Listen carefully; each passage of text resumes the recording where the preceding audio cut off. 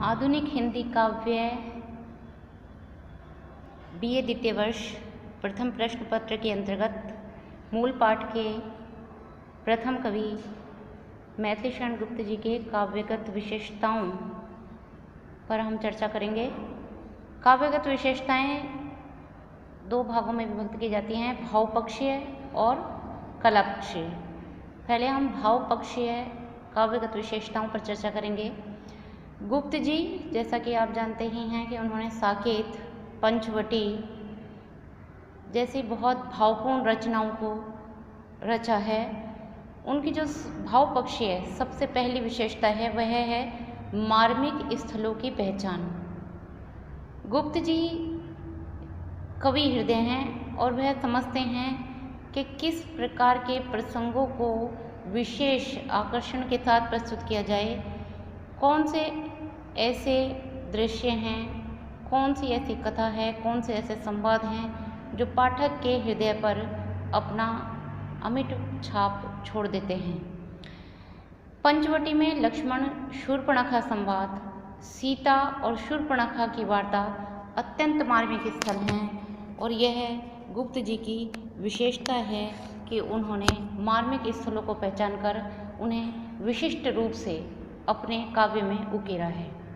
दूसरी जो भावपक्षीय विशेषता मैथिली शरण गुप्त जी के काव्य में मिलती है वह है सजीव कल्पना। कल्पना ऐसी जो पढ़ने वाले को जीवंत लगे, जो वास्तव में घटित होती हुई प्रतीत हो। गुप्त जी कल्पना का जीवंत प्रयोग कर भावों को उत्कृष्टता प्रदान करते हैं। इस दृष्टि से पंचवटी की निस्तब्ध रात्रि का, जहाँ बिल्कुल शांति है, का चित्र दर्शनीय है। गोदावरी नदी का तट वह ताल दे रहा है अब भी, चंचल जल कल कल मानो तान ले रहा है अब भी। बहुत सुंदर कल्पना जो बिल्कुल जीवंत रूप में हमारे समक्ष, पढ़ने वालों के समक्ष प्रस्तुत हो जाती है। तो भावपक्षीय विशेषता के अंतर्गत मार्मिक स्थलों की पहचान, सजीव कल्पना गुप्त जी की प्रमुख विशेषता हैं। इसके पश्चात जो अन्य प्रमुख विशेषता है वह है मानवतावादी विचारधारा से युक्त काव्य का सृजन, क्योंकि गुप्त जी गांधीवाद से प्रभावित थे और संपूर्ण मानवता को वो एक विशेष संदेश देना चाहते थे कि सबसे पहले मनुष्य है, उसके पश्चात ही कोई धर्म जाति हैं। इसके पश्चात जो भावपक्षीय विशेषता मैथिली शरण गुप्त के काव्य में दृष्टिगत होती है वह है राष्ट्रीयता की भावना से युक्त गुप्त जी का काव्य। निश्चित रूप में गुप्त जी का जो काव्य है वह संपूर्ण रूप में जो उसका मुख्य विषय रहा है वह राष्ट्रीयता ही रहा है और उन्होंने नवयुवकों को राष्ट्र पर न्यौछावर होने की प्रेरणा अपने हर काव्य में प्रदान की है। एक उदाहरण देखिए, विचार लो कि मृत्यु हो न मृत्यु से डरो कभी, मरो परंतु यूं मरो कि याद जो करें सभी। अर्थात जो देश पर अपने प्राण न्यौछावर करता है, प्राणों का उत्सर्ग कर देता है, उसे यह जो संसार है यह हमेशा याद रखता है, स्मरण में रखता है। ऐसी प्रेरणा गुप्त जी ने अपने काव्य के माध्यम से दी और वह पूर्ण रूप से राष्ट्रता की भावना से ओतप्रोत है। इसके पश्चात जो एक अन्य विशेषता मैथिली शरण गुप्त जी की भावपक्षीय काव्यगत विशेषता है वह है प्रकृति चित्रण, जिसका बहुत सुंदर रूप आपकी जो पंचवटी खंड काव्य है उसमें सर्वप्रथम ही दृष्टिगत होता है, जिसमें वो कहते हैं चारों चंद्र की चंचल किरणें। इतनी सुंदरता के साथ उन्होंने प्रकृति का चित्रण किया है। गुप्त जी की जो एक अन्य प्रमुख विशेषता, भावपक्षीय विशेषता जो काव्य में दृष्टिगत होती है वह है नारी का चित्रण। वो नारी के सौंदर्य को, नारी की वेदना को, उसके हृदय में जो व्याप्त वेदना है उसे बहुत ही उत्कृष्टता के साथ उसका चित्रण गुप्त जी ने किया है। इसके पश्चात अगर भावपक्षीय विशेषता में हम चर्चा करें तो रस, किस रस का प्रयोग गुप्त जी ने अपनी जो काव्य है उसमें किया है। उन्होंने अनेक विविध रसों का प्रयोग किया है। यशोधरा, शकुंतला, साकेत आदि में श्रृंगार के दोनों पक्षों का संयोग और वियोग दोनों का ही बहुत सुंदर समन्वय हमें दृष्टिगत होता है। भाव पक्षीय विशेषता के पश्चात मैथिली शरण गुप्त जी की जो काव्यगत विशेषताएं हैं उसमें यदि हम चर्चा करें तो भाव पक्षीय विशेषता के पश्चात जो दूसरे भाग है वह है कला पक्ष। कला पक्ष बाहरी भाग होता है किसी भी काव्य का, और जो भाव पक्ष है वो आत्मिक पक्ष होता है। और कला पक्ष के अंतर्गत हम भाषा शैली, अलंकार, शब्द शक्तियों, छंद आदि पर चर्चा करते हैं। मैथिली शरण गुप्त जी की जो भाषा है वो कहती है साहित्यिक खड़ी बोली है, प्रसाद, ओज, माधुर्य तीनों गुणों से युक्त है, संस्कृत निष्ठ है, मुहावरों और लोकोक्तियों का सुंदर प्रयोग उसमें किया गया है। रीति, वृत्ति और गुण के आधार पर यदि उनकी कला पक्षीय विशेषताओं पर चर्चा करें तो गुप्त जी ने अपने काव्य में वैदर्भी, गौड़ी और पांचाली तीनों रीतियों, उपनागरिका, परुषा और कोमला वृत्ति तथा जो तीनों गुण हैं कौन कौन से हैं वह प्रसाद, माधुर्य और ओज, इन सभी का प्रयोग उन्होंने अपने काव्य में बहुत सुंदरता के साथ किया है।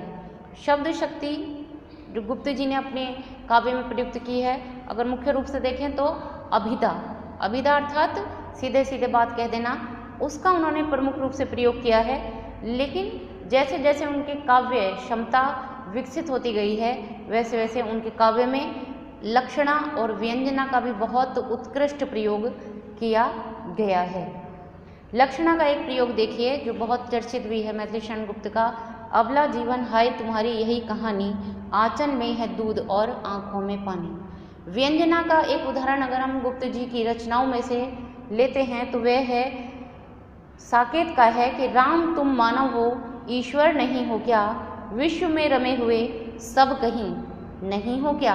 अर्थात वो प्रभु से कहते हैं कि जब आप सब जगह व्याप्त हैं, विराजमान हैं, तब किस प्रकार ये जो सृष्टि है इसमें इतनी वेदना व्याप्त है।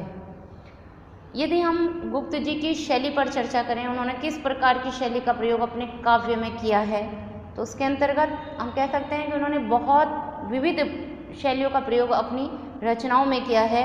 जैसे साकेत और जयद्रथ वध, ये कैसे हैं, उनके प्रबंधात्मक शैली के काव्य हैं। हिंदू और गुरुकुल में अलंकृत उपदेशात्मक शैली है, अलंकार से युक्त है और साथ में उपदेश दिए गए हैं। उसके अंतर्गत पंचवटी और भारत भारती में विवरणात्मक शैली का प्रयोग गुप्त जी ने किया है। यशोधरा, कुणाल गीत, साकेत आदि में गीति शैली जो गाई जा सकती है, गीत लिखे हैं उन्होंने। और चंद्रहास, यशोधरा, साकेत में नाट्य शैली का प्रयोग गुप्त जी ने किया है। अगर हम उनकी काव्य के अंतर्गत जो अलंकार विधान है उस पर चर्चा करें तो जो गुप्त जी ने अलंकारों का प्रयोग किया है वह बहुत प्रकार के किए हैं, लेकिन उनका जो सबसे अधिक प्रिय रहे हैं, जो सबसे अधिक प्रिय उनके अलंकार रहे हैं वो हैं सादृश्य मूलक अलंकार। सादृश्य मूलक अलंकार से तात्पर्य है कि इस अलंकार में किसी न किसी आधार को लेकर, जैसे व्यक्ति, वस्तु, भाव, विचार आदि की समानता होती है।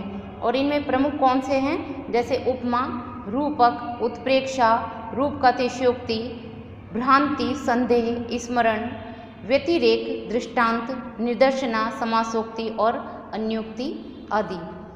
गुप्त जी को सबसे ज़्यादा जो अपने काव्य में रुचिकर लगे उन्होंने उन्हीं अलंकारों का प्रयोग अपनी जो काव्य है उसमें किया है। एक उसमें आप विरोधाभास अलंकार का एक उदाहरण देखिए जो गुप्त जी ने लिखा है।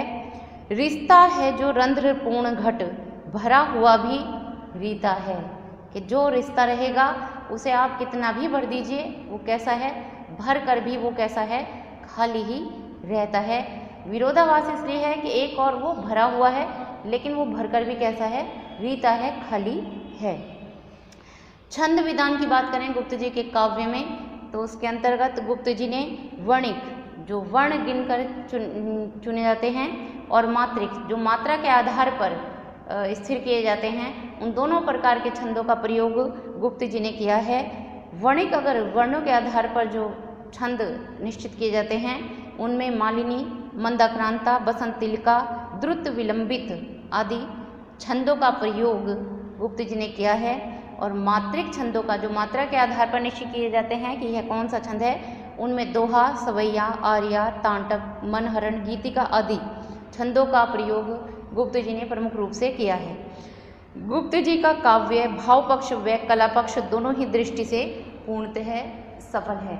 इसके पश्चात हम कुछ ऐसे जो परीक्षा उपयोगी प्रश्न हैं उनके संबंध में थोड़ी सी चर्चा कर लेते हैं। लघु उत्तरीय प्रश्न भी आते हैं, मूल पाठ के जो कवि आपके पाठ्यक्रम में संकलित हैं उनसे संबंधित लघु उत्तरीय प्रश्न भी आते हैं जो 2 अंक के होते हैं, और आलोचनात्मक प्रश्न भी आते हैं जो 7.5 अंक के होते हैं। इसमें लघु उत्तरीय प्रश्नों की पर चर्चा करें तो लघु उत्तरीय के अंतर्गत मैथिली शरण गुप्त की किन्हीं 4 काव्य कृतियों के नाम लिखिए। 2016 और 2018 में पूछा गया। पंचवटी खंड काव्य के पठित अंश का काव्य सौंदर्य संक्षेप में लिखिए। ये साकेत के संबंध में पूछा गया, लेकिन अब चूंकि आपका पाठ्यक्रम परिवर्तित हो चुका है तो अब ये इस प्रकार ही पंचवटी इससे संबंधित पूछा जा सकता है कि जो अंश आपने पढ़ा है पंचवटी का उसमें आपने कैसा काव्य सौंदर्य उसमें आपने निरीक्षित किया है। एक प्रश्न आया है मैथिली शरण गुप्त के काव्य की 4 प्रमुख विशेषताएं लिखिए, 2018 में पूछा गया। और एक प्रश्न आया है 2020 में, पंचवटी कविता के आधार पर लक्ष्मण के चरित्र की 2 विशेषताएं बतलाइए। जब आप पंचवटी पढ़ेंगे तब आपको राम, लक्ष्मण, सीता और शूर्पणखा आदि जितने भी पात्र आपके समक्ष उसमें उपस्थित होते हैं उन सब के चरित्रों पर आपको ध्यान देना होगा कि उनके चरित्रों में आपको कौन कौन सी विशेषताएं दिखलाई देती हैं। विशेषताओं के अंतर्गत हम गुण और अवगुण दोनों का ही विश्लेषण करते हैं। आलोचनात्मक प्रश्नों की बात करें जो 7.5 अंक का आता है, उसमें 2016 में पूछा गया कि पठित अंश के आधार पर मैथिली शरण गुप्त की नारी भावना पर 100 उदाहरण प्रकाश डालिए। 100 उदाहरण का मतलब है आपको जो आपने अंश पढ़ा है, जो आपने पंचवटी के जो आप 10 आरंभिक पद पढ़ेंगे उनके आधार पर आपको गुप्त जी की जो नारी भावना है वो नारी के प्रति कैसी भावना रखते हैं उसको उदाहरण देकर आपको स्पष्ट करना होगा। और वो उदाहरण आप जो नारी पात्र हैं जैसे माता सीता हैं, शूर्पणखा हैं, उनके संबंध में गुप्त जी कैसी भावना के साथ लिखते हैं, उनके चरित्रों में कौन कौन से गुण अवगुण वो देखते हैं, उनका आपको विश्लेषण इस ऐसे प्रश्न में करना होगा। 2017 और 2019 में प्रश्न आया कि मैथिली शरण गुप्त की राष्ट्रीय भावना पर प्रकाश डालिए। मैथिली शरण गुप्त द्विवेदी युग के प्रतिनिधि कवि हैं, इस कथन की समीक्षा कीजिए। इसके अंतर्गत आपको द्विवेदी युग की जो विशेषताएं हैं वे पता होनी चाहिए, और फिर मैथिली शरण गुप्त ने जो रचनाएं की हैं उनके गुण अवगुण आपको ज्ञात होने चाहिए, और तब द्विवेदी युग की विशेषताएं जो मैथिली शरण गुप्त जी की रचना में दिखती हैं वो आपको विश्लेषण करना होगा, और तब हम ये साबित कर सकते हैं, प्रमाणित कर सकते हैं कि गुप्त जी द्विवेदी युग के प्रतिनिधि कवि हैं, क्योंकि उनके काव्य में द्विवेदी युग की जो काव्य की विशेषताएं हैं वो सारी परिलक्षित होती हैं। मैथिली शरण गुप्त की काव्यगत विशेषताएं बतलाइए, 2020 में पूछा गया। अभी हमने पीछे बहुत विस्तार में इस पर चर्चा की है, तो मैं समझती हूँ कि आप इससे पूर्णतः परिचित हो चुके हैं। आपके लिए यह वीडियो उपयोगी रहेगा मैथिली शरण गुप्त जी के काव्य की विशेषताओं को जानने के लिए। धन्यवाद।